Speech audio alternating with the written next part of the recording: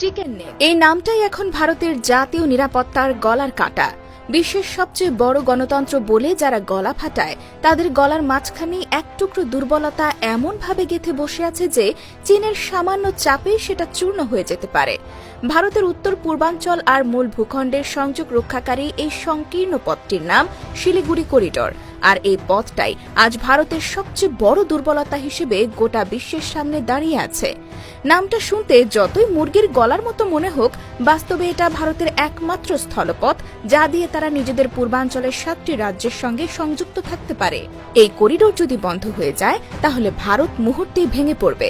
শিলিগুড়ি করিডোরের দৈর্ঘ্য প্রায় 60 কিলোমিটার আর প্রস্থ এমন জায়গাও আছে যেখানে 17 কিলোমিটার মাত্র।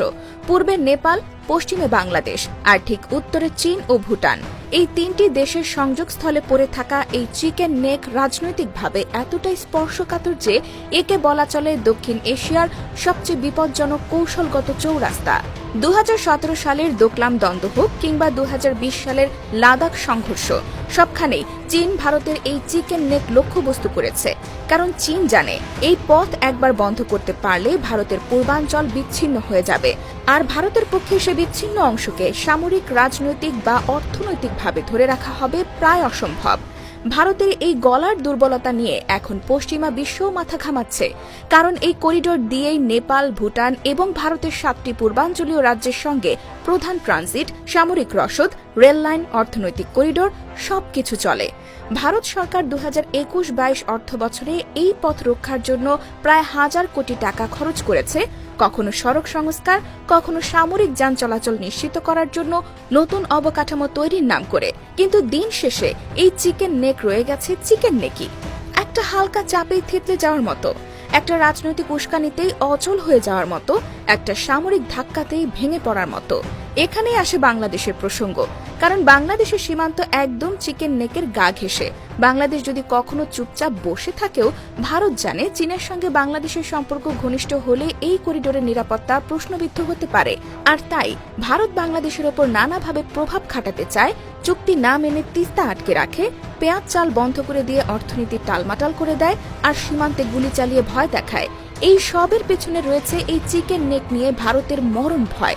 কারণ ভারত জানে বাংলাদেশ যদি একদিন বলেও বসে এই পথ আমাদের ভূ রাজনৈতিক দৃষ্টিভঙ্গিতে সমস্যাজনক, তাহলে ভারতের উত্তর পূর্বাঞ্চল একরকম লকড হয়ে যাবে। চিকেন নেক ভারতের জন্য যতটা গুরুত্বপূর্ণ, ঠিক ততটাই তাদের জন্য বিপজ্জনক।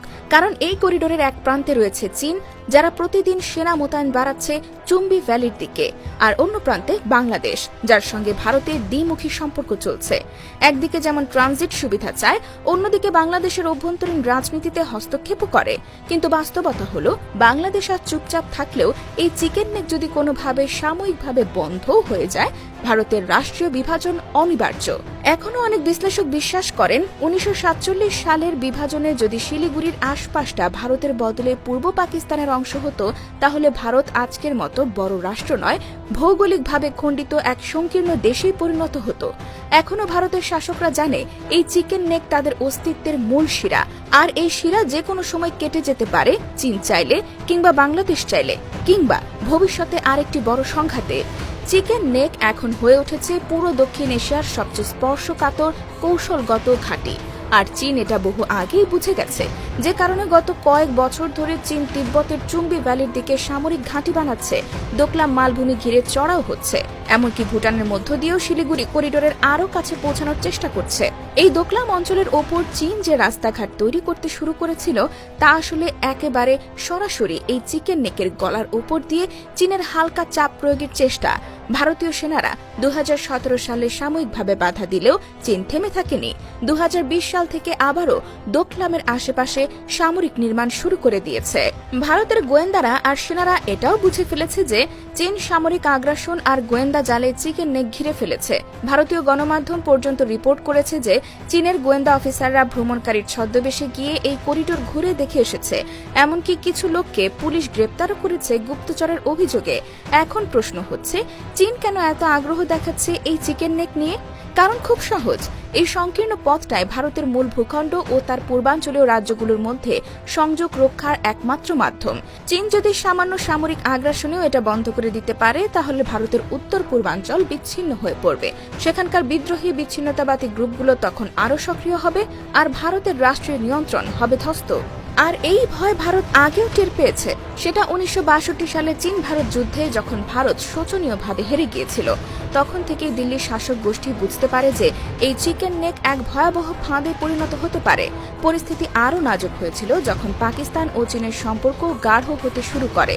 1965 সালের ভারত পাকিস্তান যুদ্ধের সময় ভারতের আশঙ্কা ছিল পূর্ব পাকিস্তান, অর্থাৎ আজকের বাংলাদেশ থেকে পাকিস্তানি সেনাবাহিনী এসে এই চিকেন নেক দখল করে নেবে, আর তখন ভারতের পূর্বাঞ্চল বিচ্ছিন্ন হয়ে পড়বে।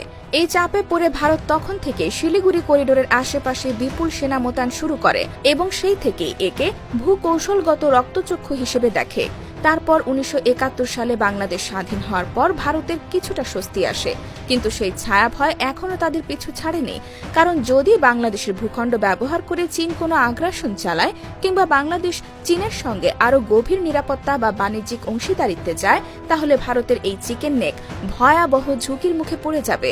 সামরিক এবং অর্থনৈতিক দিক থেকেও এটা ভারতের জন্য মাথা ব্যথা, কারণ এই করিডোর দিয়ে ভারতের উত্তর পূর্বাঞ্চলীয় রাজ্যগুলোতে রসদ, ট্রেন, যানবাহন, অর্থনৈতিক পণ্য পৌঁছায়। এখন যদি কোনো একদিন এই পথ কোনো কারণে ব্লক হয়ে যায়, সেটা সামরিক আগ্রাসন হোক, অভ্যন্তরীণ গোলযোগ হোক বা প্রাকৃতিক দুর্যোগ হোক, তাহলে ভারতের সম্পূর্ণ পূর্বাঞ্চল অচল হয়ে যাবে। এই ভয় থেকে ভারত এখন এই করিডোরের চারপাশে রাস্তাঘাট বানাচ্ছে, সামরিক যান চলাচল উপযোগী হাইওয়ে করছে, উত্তরবঙ্গ জুড়ে বিমান ঘাঁটি বানাচ্ছে, হাসিমারা আর বাগডোগরার মতো। এমনকি সিকিম সীমান্তে 5টি গিরিপথে ভারতের মিলিটারি স্ট্যান্ড বাই অবস্থান রয়েছে, যাতে কোনো প্রয়োজনে মুহূর্তেই সব পথ বন্ধ করে দিতে পারে। চীন শুধু দোকলাম দিয়ে না, বরং ভুটান হয়ে, নেপাল হয়ে, এমনকি বাংলাদেশ পর্যন্ত ঘুরপথে এই করিডোরের দিকে ঘনিষ্ঠতা বাড়ানোর চেষ্টা চালিয়ে যাচ্ছে। 2023 সালের শুরুতেই চীনা একদল ভ্রমণকারী চিকেন নেক পরিদর্শন করেছে, এমন রিপোর্টও এসেছে ভারতীয় গোয়েন্দা দপ্তর থেকে। আর তাই ভারতের পক্ষ থেকে এই অঞ্চল নিয়ে সবসময় উচ্চ মাত্রার সতর্কতা বজায় রাখা হচ্ছে। সেনা, বিএসএফ, সবাই সেখানে ছায়ার মতো ঘোরাফেরা করছে। সব মিলিয়ে আজকের দিনে ভারতের সবচেয়ে দুর্বল জায়গা এই চিকেন নেক। একদিকে চীনের চাপ, অন্যদিকে বাংলাদেশের ভূ রাজনৈতিক অবস্থান। এই দুয়ের মাঝখানে আটকে পড়া ভারত একদিকে বড় কথা বললেও বাস্তবে দম বন্ধ হওয়ার মতো চাপে আছে। এই করিডোরকে রক্ষা করতে না পারলে ভারত মূল ভূখণ্ড হারিয়ে কান্না তো করবেই, সেই সাথে তার রাষ্ট্রীয় ক্ষমতার কেন্দ্রবিন্দুই নড়ে যাবে। চিকেন নেক নিয়ে ভারতের ভেতরে যতই সামরিক কড়াকড়ি হোক, যত কোটি কোটি টাকা ঢালা হোক, যতই যুদ্ধের প্রস্তুতি চলে, এই একটা বিষয় এখন আর ভারতের একার সমস্যা নয়। এই করিডোর ঘিরে গোটা উপমহাদেশের শক্তির খেলা এখন জমে উঠেছে। চীন কৌশল নিয়ে এগিয়ে আসছে উত্তর দিক থেকে, আর বাংলাদেশ দাঁড়িয়ে আছে ঠিক পশ্চিম সীমান্তে, যেখানে এই গলার রগটা পুরো সময় ধরে কাঁপছে। এখন প্রশ্ন হলো, এই পরিস্থিতিতে বাংলাদেশ কি করতে পারে? আসল কথা হলো, ভারতকে যদি চাপে রাখতে হয়, ভবিষ্যতের কৌশলগত লড়াইয়ে বাংলাদেশ চাইলে দারুণ একটা অবস্থানে যেতে পারে। কারণ ভারতের এই চিকেন নেক একমাত্র বিন্দু যা ভারতের 24 ঘন্টার আতঙ্কের নাম। বাংলাদেশ এতদিন ধরে রাজনৈতিক কারণে এই জায়গা নিয়ে প্রকাশ্যে কোনো হুমকি দেয়নি, না কোনো ধরনের তৎপরতা দেখিয়েছে। কিন্তু চীন এখন যেভাবে বাংলাদেশে বিনিয়োগ বাড়াচ্ছে, বিশেষ করে পায়রা বন্দরে, টেলিকম, বিদ্যুৎ কেন্দ্র, যোগাযোগ পরিকাঠামোতে, সেখানে স্পষ্ট হয়ে যাচ্ছে যে বাংলাদেশ চাইলে আগামী দিনে ভারতের গলার কাছে এক বিশাল কৌশলগত ছুরি ধরে রাখতে পারে। কারণ ভারত জানে, যদি বাংলাদেশ চীনের সঙ্গে যৌথ সামরিক মহড়া শুরু করে, কিংবা চীন কোনো সেনা ঘাঁটি বাংলাদেশে করার প্রস্তাব দেয়, তাহলে সেটা হবে ভারতের জন্য সরাসরি বিপর্যয়। তার উপর ভারত গত 13 বছর ধরে তিস্তা চুক্তি ঝুলিয়ে রেখেছে, সীমান্তে নিরীহ বাংলাদেশিদের গুলি করে হত্যা করেছে, বারবার বাংলাদেশের বাজারে পণ্য রপ্তানি আটকে দিয়ে অর্থনৈতিকভাবে আঘাত করেছে। এই সব কিছুর পেছনে ভারতের আত্মবিশ্বাস ছিল এই যে বাংলাদেশ চুপ থাকবে। কিন্তু বাস্তবতা হলো, বাংলাদেশ এখন কৌশলগত জায়গায় দাঁড়িয়েছে। ভারত চাইলে বন্ধুত্ব, বাংলাদেশ চাইলে দুঃস্বপ্ন। কারণ শুধুমাত্র এই চিকেন নেক করিডোরটাই ভারতীয় রাষ্ট্র ব্যবস্থার সবচেয়ে দুর্বল বিন্দু। আর বাংলাদেশ জানে, যদি কখনো সময় আসে, তবে কৌশলগত অবস্থানে থেকেই কিভাবে খেলতে হয়। ভারতীয় রেল, ট্রাক, সেনাবাহিনীর রসদ যেভাবে এই পথ দিয়ে যায়, তার একটা বড় অংশই পড়ে বাংলাদেশের নজরদারির মধ্যে। যদি একদিন বাংলাদেশ জানিয়ে দেয়, আমরা এই অঞ্চলকে নিরাপত্তার জন্য বিশেষ পর্যবেক্ষণে রাখছি, তবে ভারতের ভেতরের রাজ্যগুলোর হুঁশ ফিরে যাবে। অন্যদিকে আন্তর্জাতিক মহলেও এই চিকেন নেক নিয়ে আলোচনা বাড়ছে। যুক্তরাষ্ট্র, রাশিয়া, এমনকি ইউরোপিয়ান ইউনিয়নও জানে এই একটাই জায়গা আছে যা পুরো দক্ষিণ পূর্ব এশিয়ার নিরাপত্তা ছক বদলে দিতে পারে। চীন এটা বহু আগেই বুঝে নিয়ে ডোকলাম, চুম্বি উপত্যকা, এমনকি ভুটানের সঙ্গে চুক্তি করে এগোতে চাইছে। তাদের লক্ষ্য একটাই, এই করিডোরকে ছুঁয়ে ফেলা। কারণ এটা ছুঁতে পারলে ভারত ভেঙে যাবে দুই ভাগে, আর ভারত তা জানে বলেই তারা এখন অস্বাভাবিক ব্যস্ত। বাগডোগরায় বিমান ঘাঁটি বানাচ্ছে, হাসিমারায় যুদ্ধবিমান মোতায়েন করছে, এমনকি পশ্চিমবঙ্গের ভেতরেও মিলিটারি রেড অ্যালার্ট দিয়ে রেখেছে।